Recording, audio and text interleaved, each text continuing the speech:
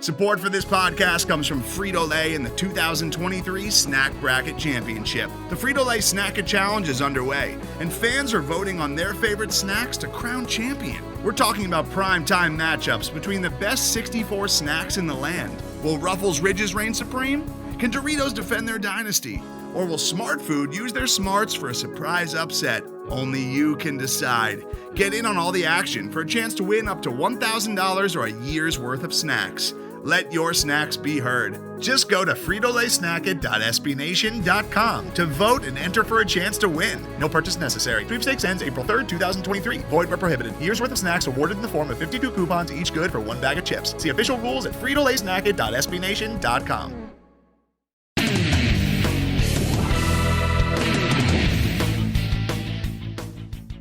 Welcome to the Black and Gold Banneret Podcast. Jeff Sharon, Eric Lopez with you, and joining us on this, well, semi-special edition, I guess. I mean, there really wasn't much news going on in the course of the week, but we wanted to get a show, and I wanted to Wait. Semi-special, meaning I'm not important? No, there's no news. That's not. So you're going to go to me. Boy, wow. That's a special.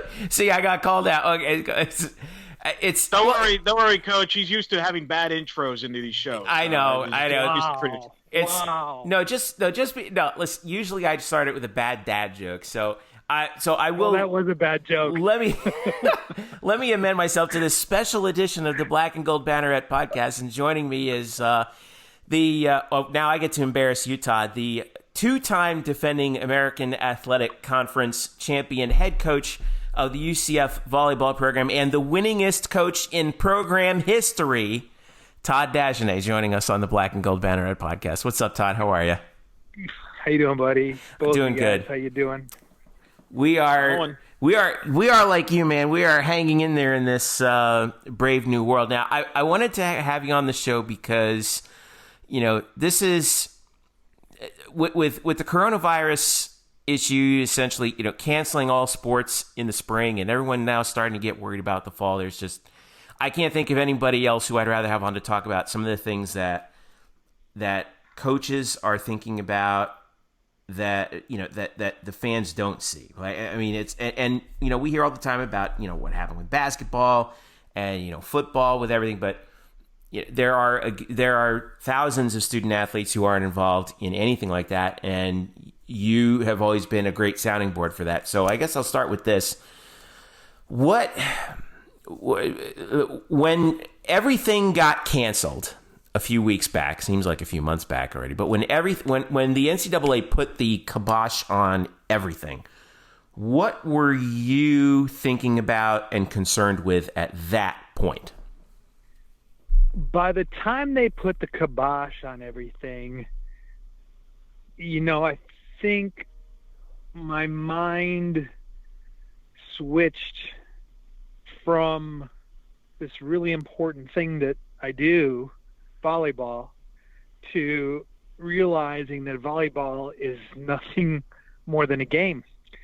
And, my thoughts instantly went to, oh my gosh, this is real. This is spreading fast. This is going to hurt people. Is this going to hurt somebody that I know and love? All of a sudden it goes from me coaching a game and coming off an amazing year to this is something that only, has happened a few times in recorded history, and here we are living it. And so I think it went to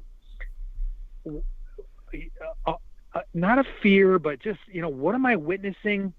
How are people being impacted? What can I do to help? What can we do to help? And all of a sudden we were no longer coaches and teachers. And, all of a sudden we were, trying to figure out how we can bind together as a group and make the world a better place. How did you guys manage to do that? I've seen a couple of things that, that the team has posted on social media. I love what McKenna posted with the stay-at-home challenge. I thought that was such a cool video with everyone trying to, I forget who it was who looked like she did a somersault off of her bed, trying to keep a toilet paper roll in the air. I think it was Fabi Rebus who did that. But how did you guys at you and the coaches and the players, how have you guys been coping with this to this point? I think the best thing you can do is try to maintain the best routine possible. And so when we're talking about the lives of 16 young women who are extremely academic, who live life on the blade of a sword in terms of trying to be excellent in the classroom, on the volleyball floor, in life, and they have a lot of things taken away from them. You don't worry about them so much backing off and becoming less than what they're capable of being. You worry about them being lost. You start to worry about, when an athlete loses their place in the world or a little bit of their identity, how are they going to do with that? And so what we try to do is we try to keep things as structured as possible. That started off right away with a strength and conditioning program that was done by Jeremy. And he sent that to them so, they have a body workout program that they can do on their own. That's something that they're used to doing. Getting back into the online classes, I think, helped immensely because it gave them a bit of structure. They get up each day. They go through their routine of getting their homework done. The positive thing is they're getting rest on their bodies, which, from a fall and from a spring standpoint, we went pretty hard. And so they're getting some rest on their bodies. But I think more than anything else, keeping that structure, keeping that sense of togetherness has been really important. And we've done that through video meetings. Zoom meetings typically is what most people are doing.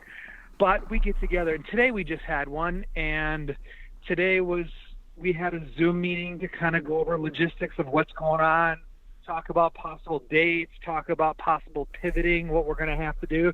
But it was done. I was wearing a cheese head, and McKenna was wearing a feather boa, and everybody was all dressed up. I mean, somebody was dressed up like a old guy with a top hat and a beard, and it just was, we're trying to keep things light in something that's otherwise really dark and heavy.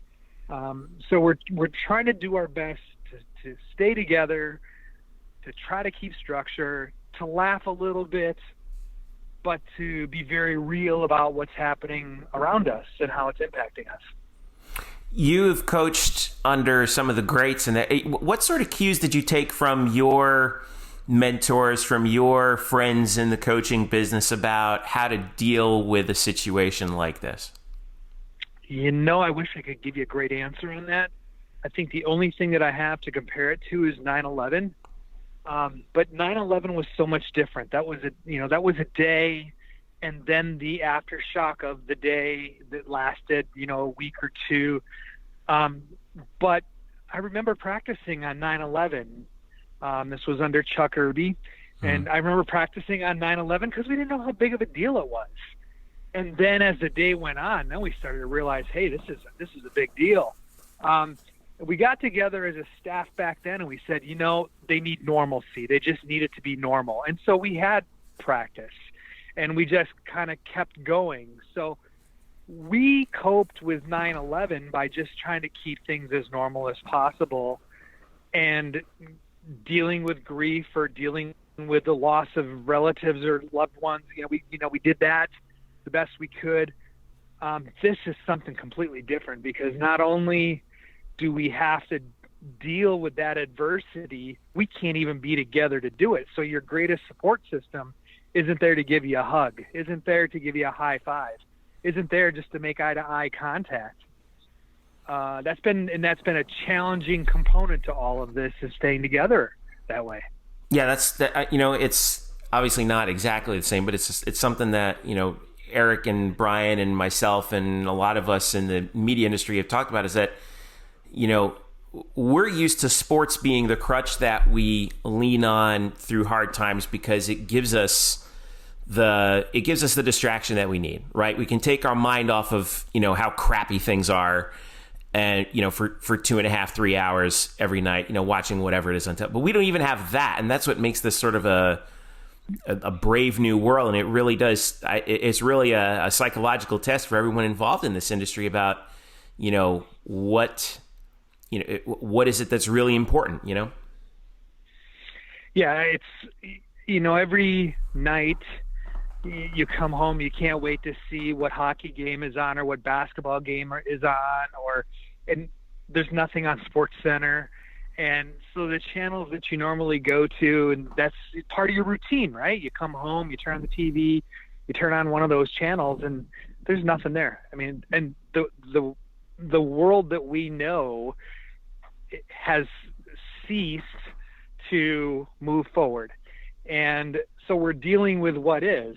And, what is what's left on TV, or meetings, or preparing for the future, which, I, for one, firmly believe there's still a bright future out there in front of us after we get through this and after we get through the heartache. And, but preparing for that and portraying and actually feeling a sense of positivity coming out of this, despite all the negativity that's around it.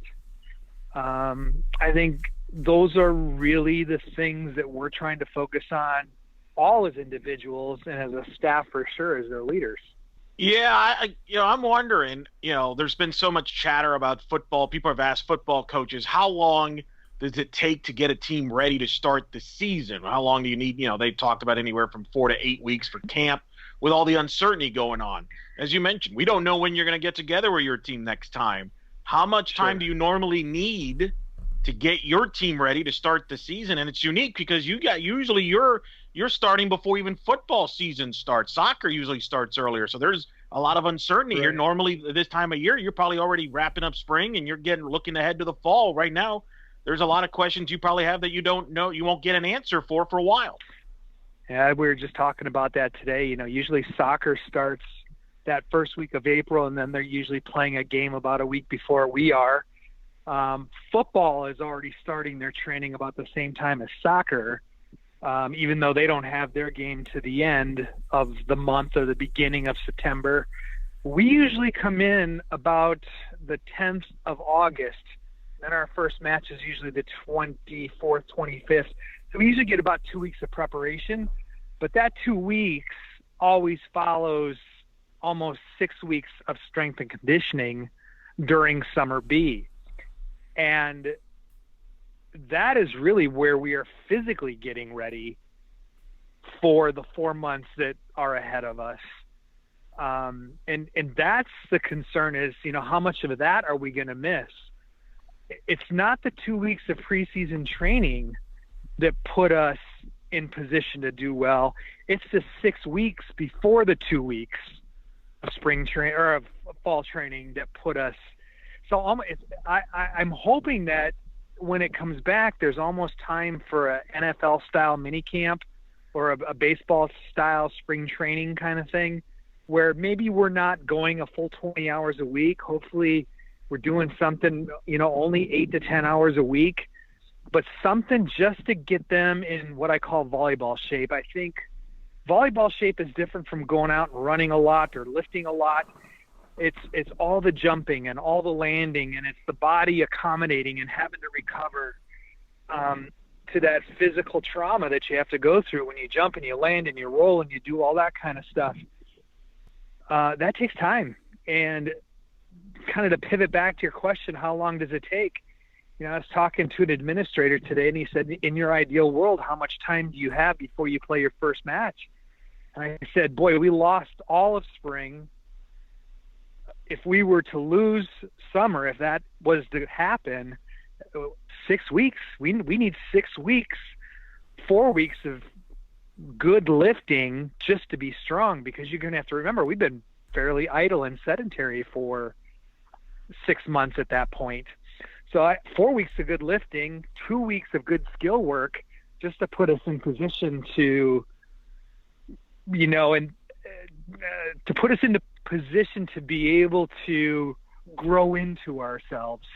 I think anything beyond that, you start to risk injury if you push it too fast.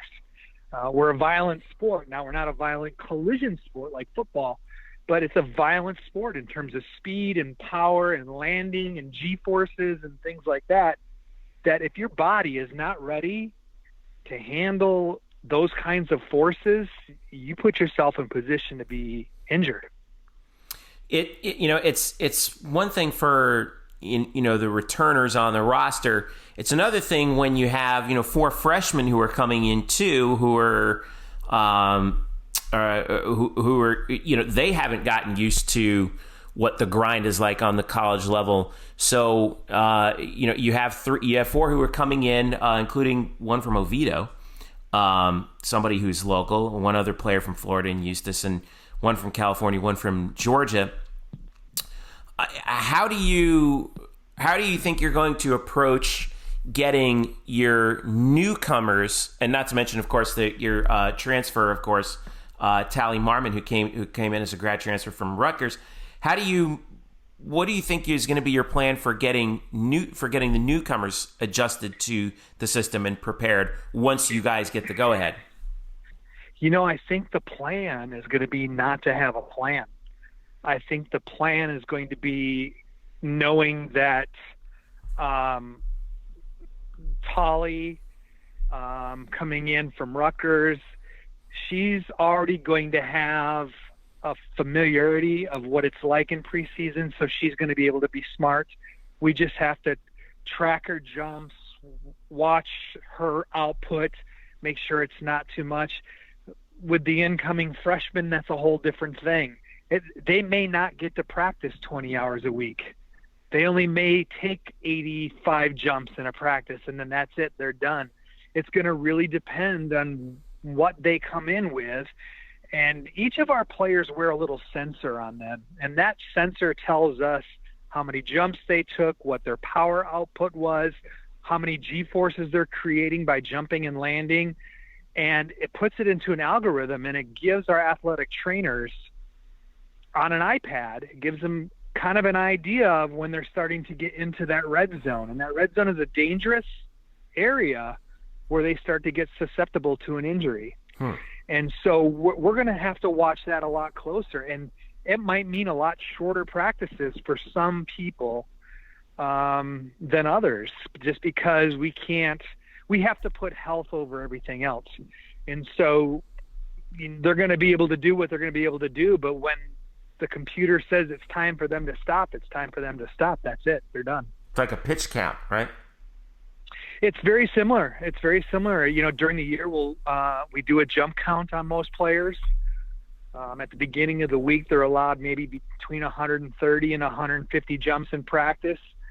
As the week goes on, that tapers down to 50 to 75. Injured players are sometimes on a 30 to 40 jump count. So they can play on Friday and Sunday. So it's going to really be an individual, tailored program for each and every player. And it's going to take our strength coach, our biomechanics crew, our athletic training staff, and the coaching staff to really work together and to be on the same page to make sure we're not putting somebody in harm's way. How flexible, and I'm not just about you, I'm talking about the entire sport here of college volleyball, are you to the possibility that your season may be delayed? Maybe either because of the virus or maybe because you're getting a late start and you want to make sure your student athletes are healthy. How flexible, adaptive can the sport of volleyball be as far as, hey, we may not start till later in the fall, or what if we have to maybe play in the spring like people have brought up with football? Can volleyball be as flexible to do that, or is that could be a problem? What choice do we have at this point? Yeah. We're all at the mercy of something that's completely out of our control, completely unpredictable.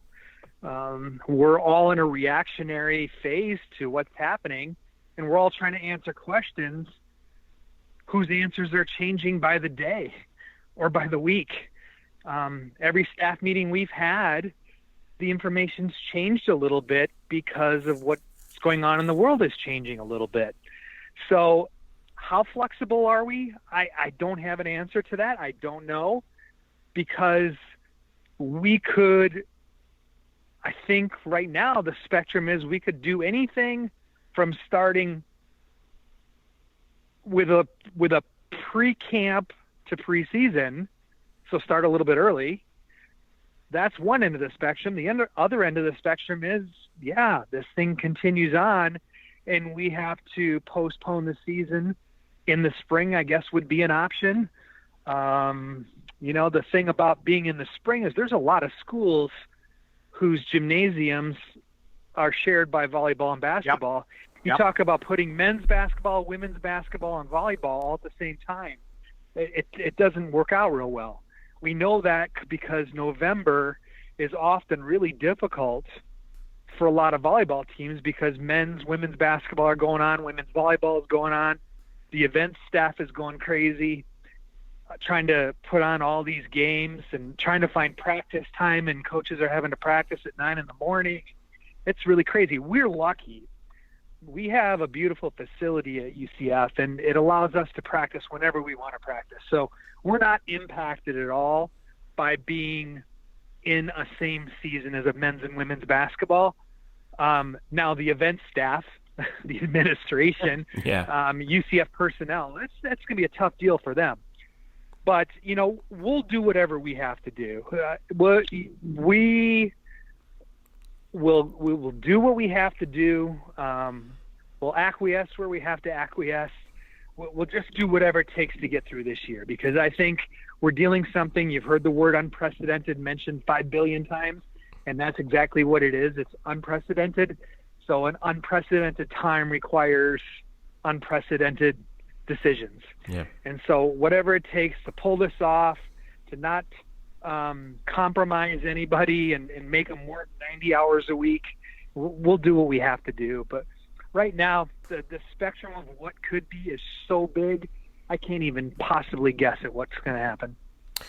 Tell me about the communication that you've received from. Well, I mean, you're getting messages and relaying messages from a whole bunch of places, from the administration at UCF, from the conference, I'm sure, as well as the NCAA itself. Mm-hmm. And I think by now there's probably been a hierarchy of what kinds of information you get from which sources on.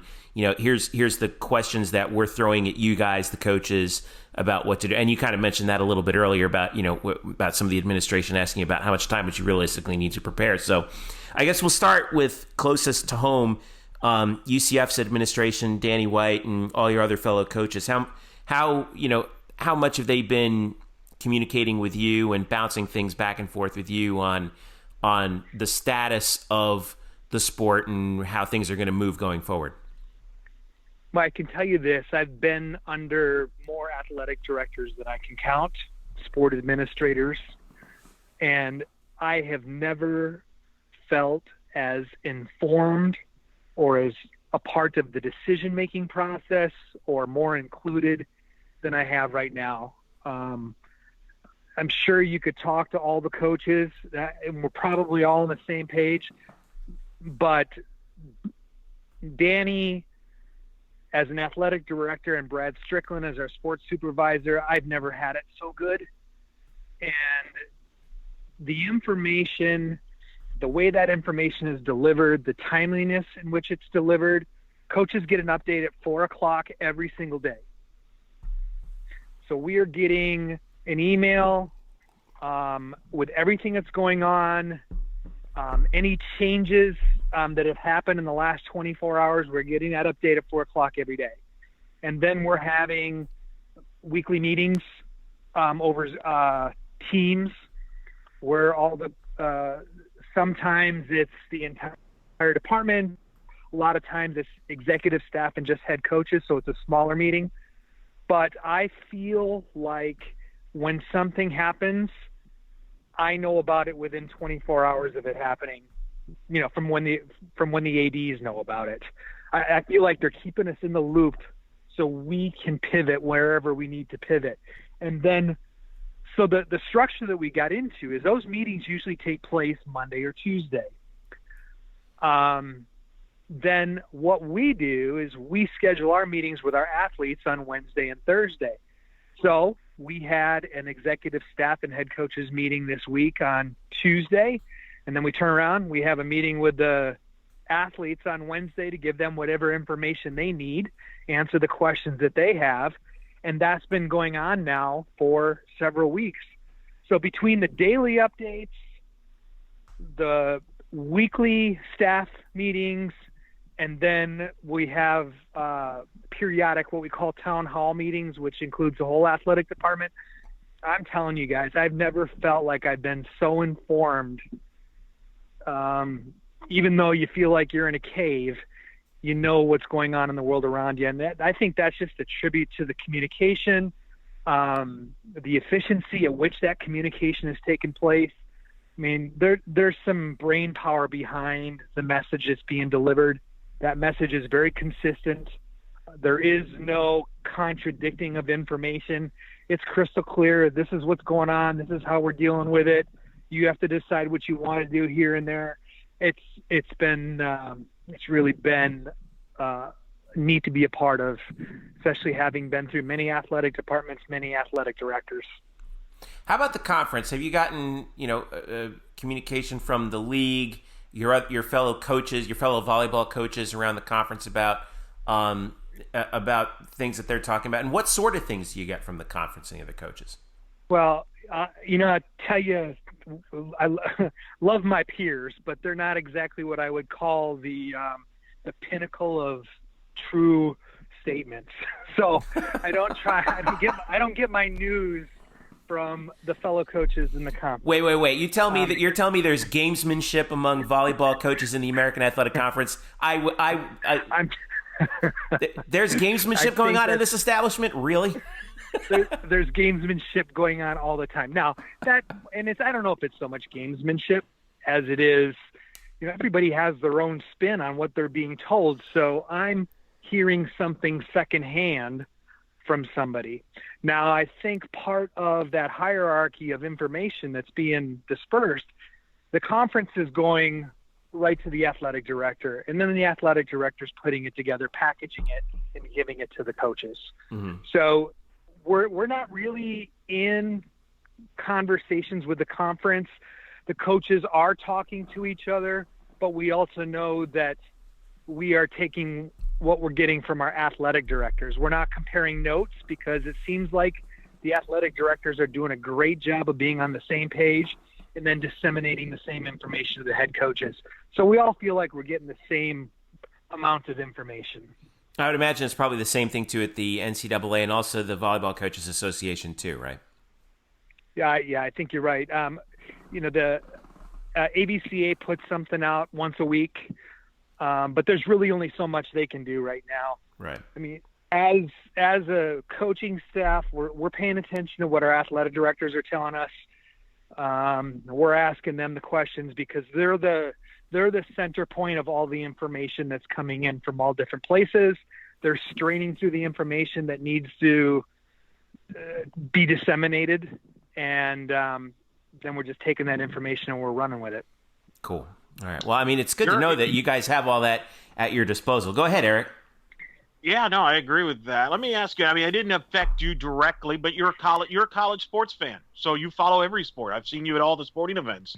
What was your reaction to the NCAA Council giving the spring athletes the extra year of eligibility and having the institutions kind of figure it out? I know it didn't affect you, but, as someone who's been in college athletics, what was your thoughts on how that was handled by the NCAA Council and the votes and all that going down? I am removed from that because it doesn't affect us directly. I talk to Cindy at softball. I talk to Greg at baseball. I try to get their thoughts on what they think about it. And I kind of form my opinion based on what's good for them because it really doesn't affect me as much. So, I think in a lot of ways it's a good thing for the student athletes, but it also creates a lot of difficulty in some areas too. So I think each institution has a challenge in front of them in how they're going to manage that. But I think in some ways it's a good thing because you think about the seniors on the baseball and the softball team and the track team, and it sure would be nice for them to go out with an opportunity to play their championship season. Even basketball, both basketball teams. I personally, I felt like our baseball team might have been the best baseball team since I've been here, 12 years. You're not the only one. I know our softball team has been the best softball team that we've had since I've been here. I thought softball really had a shot at going on to the World Series, and who knows after that. Once you get to the World Series, anything can happen. But I thought baseball was good. I thought they had the arms to get to where they needed to go. Plus, I thought they had the offense at the right time, and they had the speed, and they had, I thought they were low air. And so it was disappointing to see their seasons cut short. But, whatever is going to happen is going to happen. That's way above my pay grade. And as a baseball fan, I'm bummed because I would take my study breaks or film breaks in the office, and I would walk down and I'd go over to the Berg and I would watch, 6 or 7 innings of a ball game. And I loved going out to softball. I love watching softball. And so to have that taken away, that study break taken away, that it was kind of a bummer. And I can only imagine how difficult it was on the student athletes and how difficult it was on the coaches. We got to play for a championship this year. They didn't. And I really feel for them not being able to do that. Well, and how much and that's unique because Greg was there when you won the volleyball championship among the other coaches. How much of that when you interacted with them was just being a friend there and being there? Because, there's probably a lot of different emotions from a coach to have something take away. It's obviously understood why it was, and it was all that, but there's still a lot of mixed feelings that maybe you can relate as a fellow coach. And, being there for them in a unique situation like this, who they've been supporting you all the time. I mean, Greg's been to a lot of your volleyball matches. Yeah, no, you look at across the spectrum and how well our coaches support each other. Everybody. It's just almost an unwritten rule that we support each other whenever we have the opportunity to do so, even if it's just peeking in, even if it's just stopping by for 10 or 15 minutes. It's just showing up and trying to support. And that's something that's so unique about UCF. I never had that at USC. I never had that at Michigan State. We are all in the same boat together. And I think that's one of the positives of being a small athletic department, is that we genuinely are friends. We genuinely care about each other. We care about each other's teams. We look out for each other. We have each other's backs.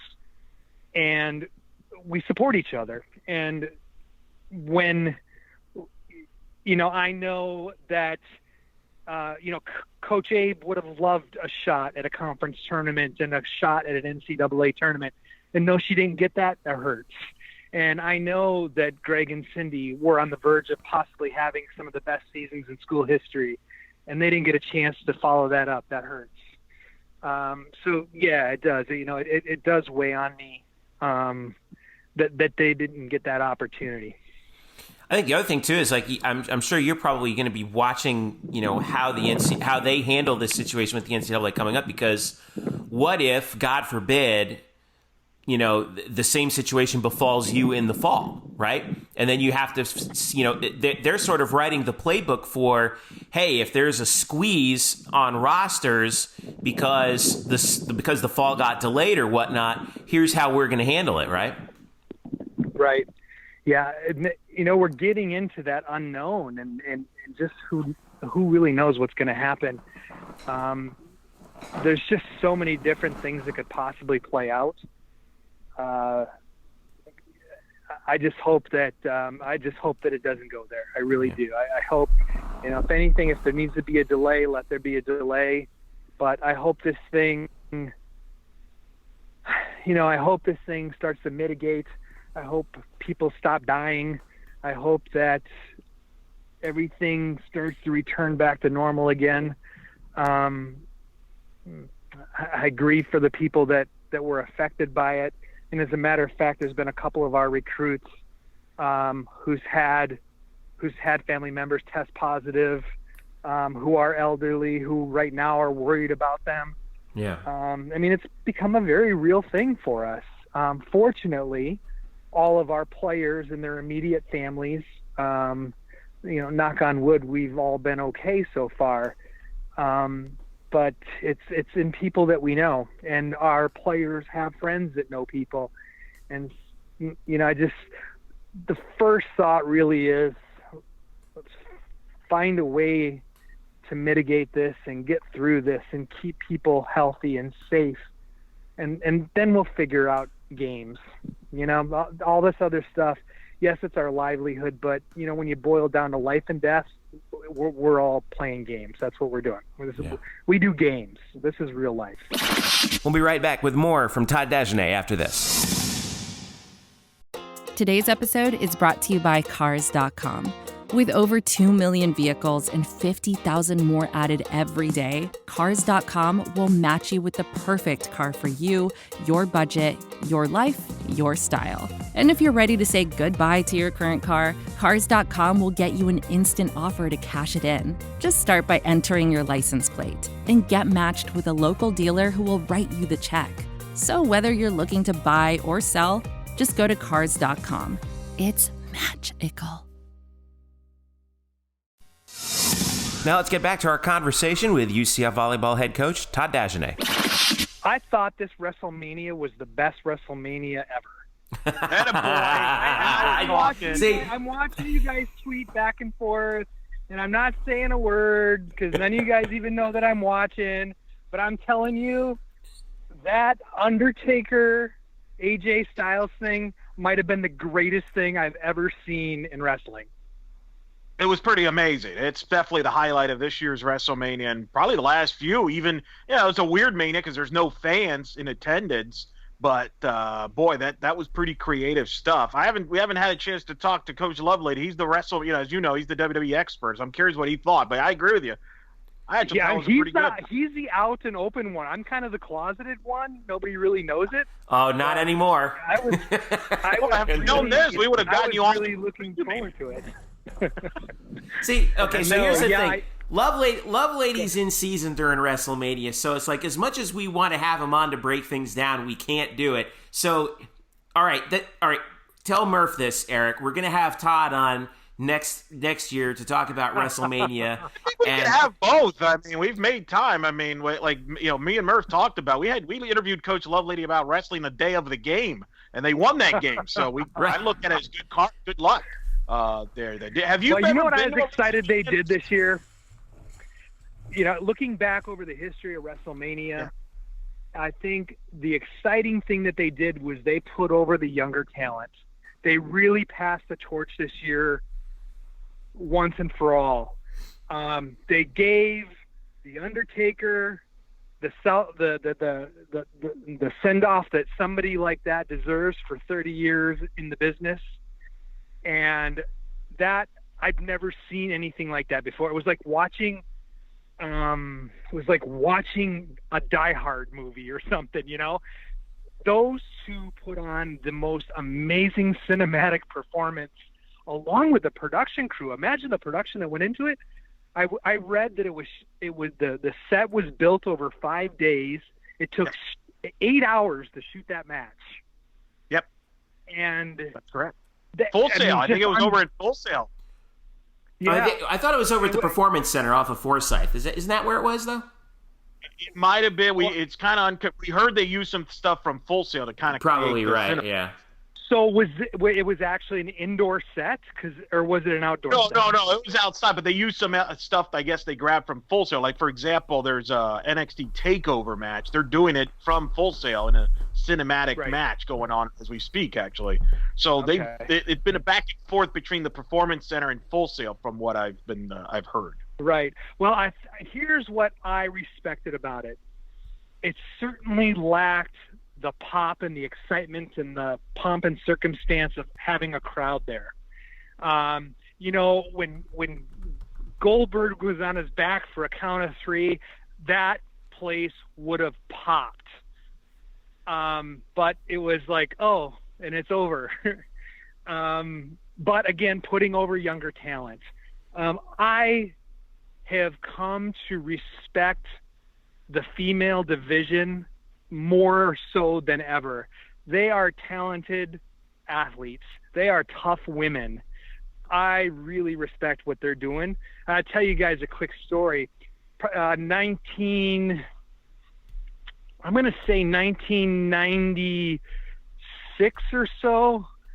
I'm recruiting in Atlanta, Georgia. And I remember where I was. I was on a court. It's kind of in the middle of the convention center recruiting. And I'm looking at my list, and there's this outside hitter, about 5'10", pretty good. Good athlete, decent ball control. Wasn't sure she could play at the Big Ten level. But then I kind of look over. I'm like, something caught my attention. It was this peroxide white hair. Well, it was Ric Flair. And I'm like, what in the world is Ric Flair doing here?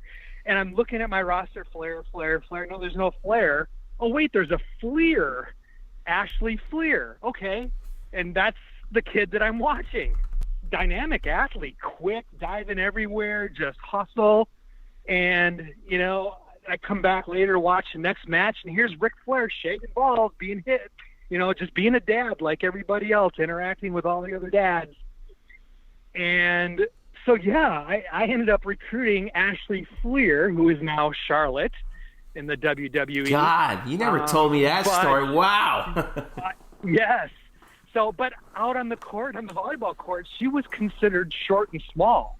5'10" is not really that big for an outside hitter. But she was out there doing it. She's on a smaller club team out of North Carolina.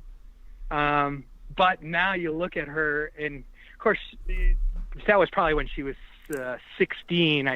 And I think now it's been 15 years. She's got to be 31 or 32 now. But yeah, I knew Charlotte way back when she was 16, and she was one hell of an athlete, jumping and hitting volleyballs. But that was her primary sport. She was good, and I'll tell you, of all of the professional athletes' daughters that I've ever seen at convention centers and tournaments, Ric Flair was one of the most active dads that I have ever seen in terms of being at every tournament. As a matter of fact, they did a pay-per-view, and I want to say that pay-per-view might have been in Los Angeles, but he was in Baltimore the next morning to watch his daughter play. Golly. And he was scraped up. I know what the people think how fake it is. Well, it's a real fake. Because those ropes are real and that canvas is real and that the chairs are real. The bumps and bruises are real. The bumps and bruises are real. I mean, he had knots on his head, and a couple times I saw him where he had super glued his forehead back together. You knew that was a brutal match. But he was always there, and I always had a respect for that. Warren Moon was another dad who was like that, but there's a lot of dads that weren't there. But I remember Rick, I remember Warren Moon being, oh gosh, I'm trying to think of the pitcher, Atlanta Braves. Not, help me You talking about Maddox, Glavine, or Smoltz? No, Smoltz, John Smoltz. Yeah. His daughter played volleyball, actually played us. She played for Liberty, and he was at the match at the venue. You look up, you recognize him right away because he's on TV. I think I do remember that being Yeah, I think so too, yeah. Yeah. So anyway, but yeah, to see these professional athletes just in their family environment, nobody bothers them. They're part of the dad group that shags balls and runs off and gets Dippin' Dots and, does all that stuff. But it was really cool to see somebody like a Ric Flair just going out and being a dad. I got a kick out of that. So real quick, I looked at Ashley Fleer, better known publicly as Charlotte Flair, attended Appalachian State for 2 seasons, 2005 and 2006, and then transferred to NC State and played there and finished with her degree in public relations and became a certified personal trainer and then went into wrestling. So yes, she's a North Carolina girl. That was, I remember talking to her club coach, and said, is she going to follow in the family footsteps? Because at that point, 2 of Rick's sons were already in the business. Yep. and she was the youngest. And her volleyball coach says, she really is not interested in it. She really would like to play volleyball and then go on in something in personal training or health and fitness or something like that. But I think she probably caught the bug at some point and realized that she could have a pretty good career, especially with her last name. But I give her credit because what you see in the ring, working on her character and doing all of the work and the cerebral side of it and the learning of the performance is exactly the same way she played volleyball. Cool. God, what a cool story. That is so awesome. That's just great. Have you ever been to a WrestleMania in person? Because Greg got to go to his first WrestleMania when it was here in Orlando in 2017. He went after a baseball game. I was never able to go. I would have loved to go, have went, but I wasn't able to score tickets like, somebody as high class as Greg is, his connections. Now what Greg needs to do is he needs to look down on us peons and, throw a ticket our way, and that would be nice. So Greg, if you're listening to this, next time when you get your peeps to help you out, you got to think of your friends. He has to remember I've thrown out 13 first pitches at his game, and he's 13-0 when I throw out the first pitch. So that's worth a WrestleMania ticket. In his defense, I'll defend him because I know the story. He didn't get tickets literally until the day of, and it was through Mark Daniels, his friend, who was connected to the wrestling industry. So it was literally last second that he That's got all well me. and good. He has my cell phone number. He knows how to get a hold of me. No. Oh my God! Are we really starting? All the time. There's no reason why he can't get me at the 11th hour and say, "Hey, I scored an extra WrestleMania ticket. Why don't you come with me and we'll go together?" Eric, look what we've done. We've started an angle between Todd Dagenais and Greg Lovelady. This is it. WrestleMania feud going. I'll tell you what. There will be no cage match between Greg Lovelady and I because people look at him down in the diamond and think he's a small guy. He's not. I think anybody that goes up to him in person realizes, he's 6'1", maybe 6'2", but you shake his hand and you feel like your hand hurts. You pat him on the back and you realize how thick he is. I don't think people realize how in shape that guy is. He puts us all to shame. I always thought that the last person on a baseball team that you want to mess with is the catcher because they're the enforcers. There's a reason why they're the ones who jump out in front of the hitters when they're thinking about charging them out and say, don't do this. Well, you just look through history. Johnny Bench, Mike Scioscia. I mean, all the tough guys. Joe Mauer, I mean, before he had to go out in the field, all those tough guys were catchers.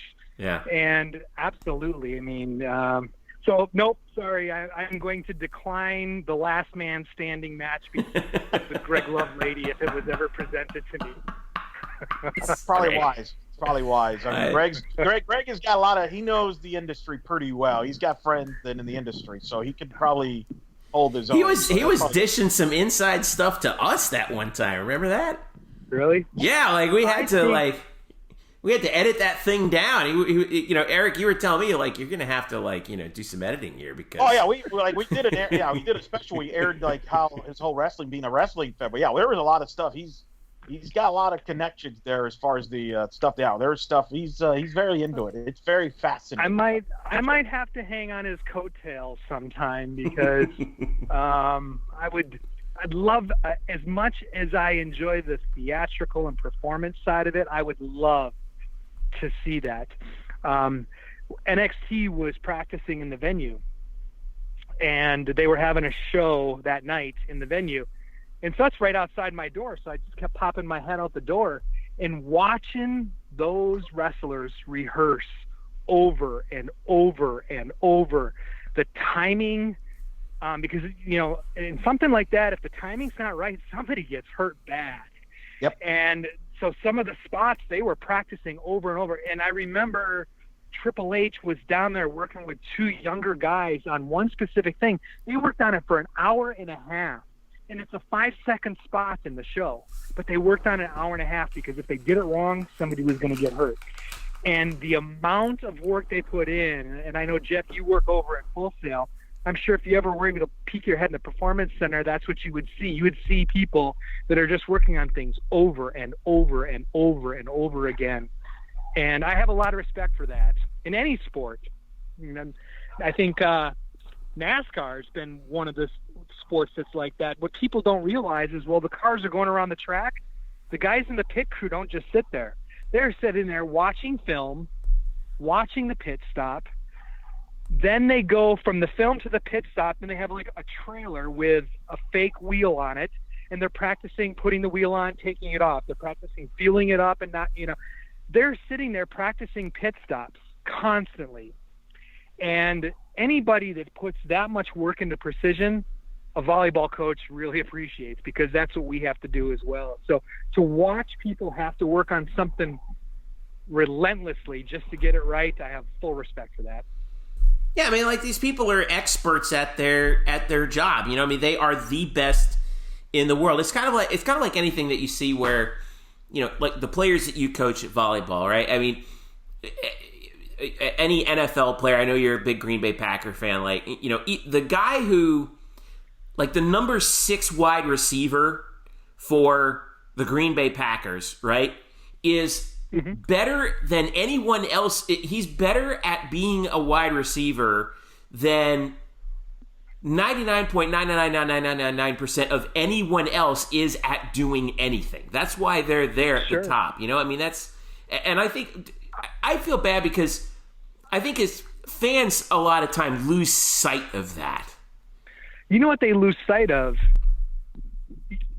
I would contend that there's receivers in the XFL that are a half a step away from being in the NFL. It's just a numbers game.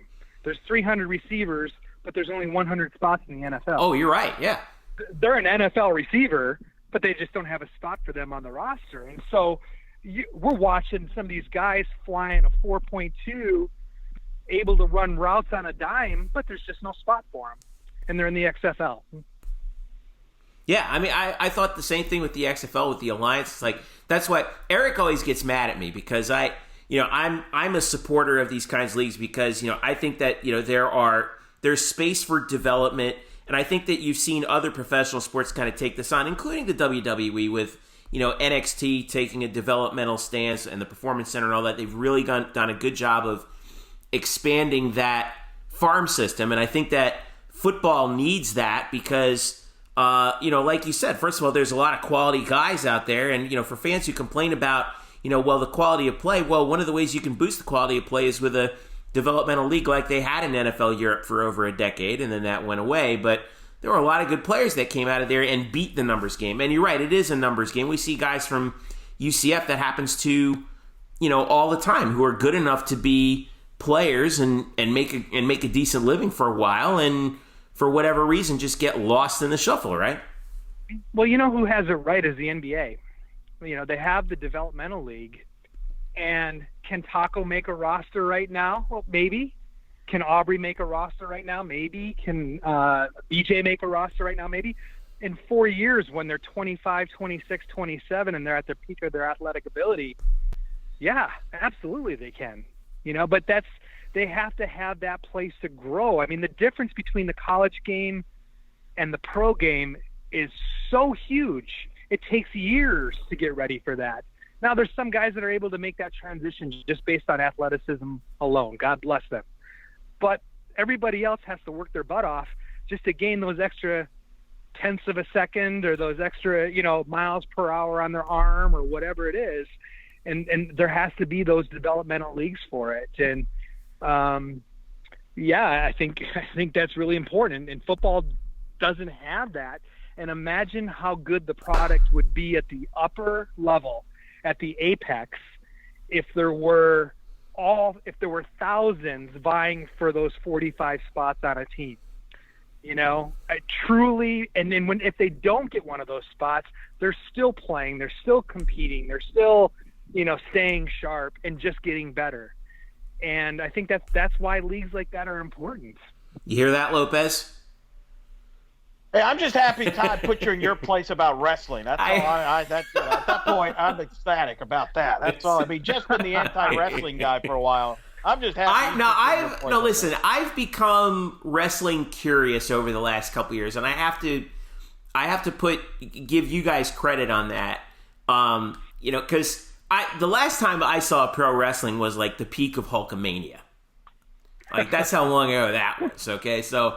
I know my way around. Like, I kind of know who the big stars are, but to know it as in depth as you guys are, no. Now, I'd be interested to see it a little bit more, and I'd love to. I still haven't been to an NXT match at Full Sail, and I regret that because I work there regularly, but believe it or not, even for people who are on staff, it's really hard to get into. So sure, they weren't. When I walked across out to my car, I had a bunch of people looking at me, telling me to hurry up.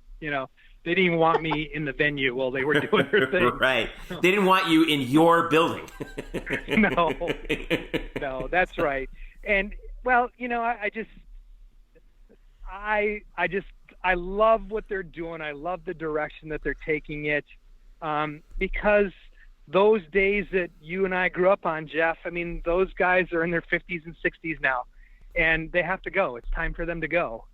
And Stone Cold is gone, and The Rock has gone to the movies, and Cena's going to the movies, and somebody has to step in and take the torch of the company. And I think you're starting to see that now with some of this younger talent. And what do you do when you're told your biggest event of the year, you're used to having somewhere between 70 and 100,000 people attend it, you can't have anybody there. Now what are you going to do? What do you do creatively on that? When you depend on audience participation, you depend on the pop of the crowd, and you've got nothing. And I thought they did a pretty darn good job, especially with the two really unique cinematic matches. Watching the Bray Wyatt, John Cena Firehouse, Funhouse, the Firefly House. I just remember watching it, going, "Wow, I've never seen anything like this before." I don't know what the hell I'm watching. I don't know if I like this. I don't know if I don't like this. It's just really different, And then after you think about it for about an hour, you're going, "That was really creative," for them to pull that off, and then you start thinking about it. It's like watching a horror flick and going back and replaying it in your head and going, "Oh, that's what that meant. Oh, that's what that meant." And I really thought that's what it was. They took two matches and did something really special with them that nobody expected them to do, because they've been docked for their lack of creativity. They've been docked for their lack of pushing younger talent, and they pushed younger talent in the biggest event of the year, and they were as creative as they've ever been. I guess that's a microcosm for everything that's been going on, right? Like, it's forced us to think real hard about like how to do some things differently, and they made the grade. Absolutely. I think for us, we have to, okay, what are we going to do to train? What are we going to do to get touches on the ball? What are we going to do to stay together? We better come up with things, because there is no playbook for pandemic. And something like that, sure, they could have canceled it, I guess, but they took a risk and decided to try to keep the momentum going. And was it always great? No, but nothing is always great. I hear you. They just found a way to make something work, and I respect when somebody tries something different and is willing to think outside the box to make it work, because that's something that we feel like we have to do every day. Yeah. All right, last thing before we let you go. I know you probably want to get rolling here, but Packers offseason. Draft is coming up. What do you think? Well, I really hope that we get some people for Aaron to throw to. I think Adams is, he's going to get quadruple covered pretty soon. Aaron's not getting any younger. And Aaron's got another 2, maybe 3 shots at this. And they need to get some young, athletic, they need to get two different kinds. They need to get a Julian Edelman type possession receiver, somebody that can sit in the slot and sit down in a zone defense and just catch 12-yard passes. And then they need a burner. They need a deep threat. They need, somebody that can just fly, a Jordy Nelson, somebody can fly down the field and pick up a ball. When I saw Thalen was available from Minnesota, I was really hoping they'd go out and they'd get Thalen. I don't think that's going to happen, but they need that big guy, that 6'4" guy that can fly down the field, a Randy Moss type, fly down the field, go up and catch a ball on a jump ball. And then they need that possession receiver that can sneak through his own defense, sit down, find the soft spot, and just catch a ball. So I hope they get that in the first and second round. I think defensively, I think they're in a pretty good spot. I think offensive line, it seems like they've been banged up, so they better get some depth there. You can get that in the fourth and fifth rounds, but they really need wide receivers. You had to be happy with Matt LaFleur, though, right? You never know what to expect with somebody with no experience. I mean, how do you hand over the keys to a Mercedes-Benz to a 16-year-old? And that's basically what happened, is they said, all right, Matt, here you go. You get the keys to the car. And I'm thinking, there's no way that's going to work with that team. I mean, the entire offensive line is older than he is, but he is part of this new generation of coaching that understands that you get a lot more when you work with people than try to work against them. And I think he's found a way to motivate guys through relationships instead of through fear. And that's going to be the next generation of coaching at all levels. You've seen it in the collegiate level, and I think with Dabo Swinney, with Pete Carroll, but I think you're starting to see it on the pro level. I think Pete took it to Seattle when he went there. I think you're starting to see it at some places where they're trying to lighten things up, keep things fun, keep things exciting and fresh. And I think that's what LaFleur does. He comes in, he brings a whole new attitude. I think as Aaron Rodgers goes, so do the Packers, and Aaron seems pretty happy with what's going on, and maybe it revitalizes him for a few more years. Well, it's interesting you say that, because I feel like we've seen that it's been true throughout all sports. You're right. College and pro. The easy thing is for sports talk radio hosts to go on and on about how, these millennials, you got to be coddled. And I'm like, well, no, wait a second. It's just I don't think that's true at all. I think that that younger people these days who grew up in technological environments are able, have a much more finely tuned BS detector than people did in the past, I think. What do you think? I think you've almost nailed it on the head. I've done a lot of studies on the Generation Y, or, sometimes we call it the IY, little I, big Y, because they always ask why. But the Y generation, and I don't think people give them the credit that they deserve. Well, they have short attention spans. That's because they're bored, and you have to find new ways to capture their attention. Well, they really don't care, and they're slackers. That's not true. They want to achieve as much as anybody. They want to be achievers. They want to try to seek perfection, and they're looking for somebody to help mentor them into doing that, not scare them into do it or belittle them into doing it. And I think the teacher and the coach that figures out that it's not a bad generation, it's just a different generation. They learn differently, they communicate differently, and the more you learn how to communicate on their level, not down to their level, on their level, because they communicate at a very high level, and they're very sophisticated, and they can smell BS from a mile away. And if they think you're full of crap, they're going to tune you off. And so you have got to learn how to capture their heart and their mind, and they have to know that you care about them. And if they do, they'll give you everything they got. And the coaches that are doing that, the teachers that are doing that, are having a great deal of success with this generation. as you have been, head coach Todd Dagenais from UCF Volleyball. Thanks again for a wide-ranging conversation. We should do this. We should do this again sometime soon. I guess. I remember when I asked, when I was, we were setting this up. I was like, "What days are you free?" You're like, "Any day that ends in Y." I'm like, we're all like, how do you pass the time? Like, when I know you said, you have certain periods of downtime or certain periods of uptime, but like, how do you pass the time? It's you would think that I'm bored. I'm not.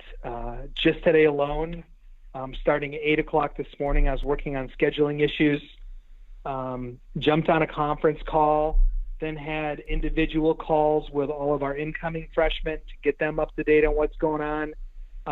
Had a call with Brad, our sport administrator, and all of a sudden I look up and it's 7:00 at night. Jeez. So that's 11 hours right there. So you'd think I'm bored, but there's still a lot of things to be done. There's still a lot of fires to put out. I think that's my way of, instead of thinking about what might not happen, that's my way of thinking about what's going to happen, is by planning for it. Well, whenever you want to get your mind off of that, you give us a shout. We'll have you on anytime. That sounds good. I always love being out with you guys. Thanks, Todd. Thank you so much for your time, folks. Make sure you follow UCF VB Todd on Twitter.